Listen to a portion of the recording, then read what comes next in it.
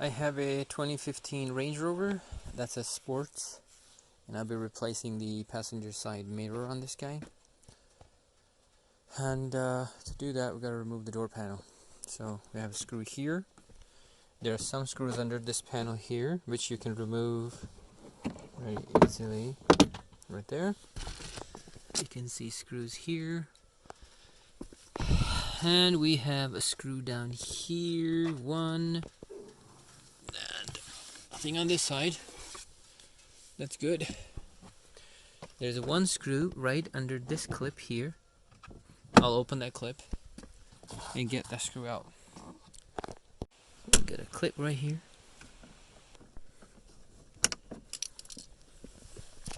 Okay.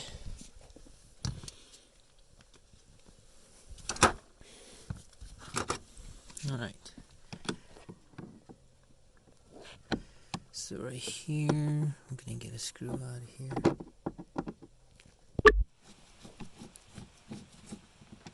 So here's a screw in here. So we got a cover here.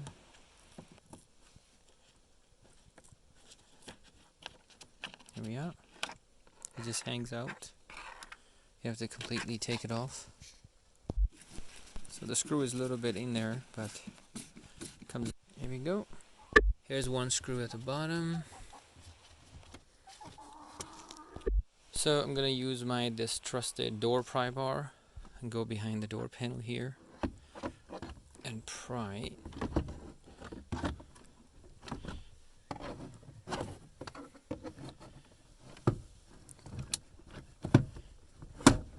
There you go.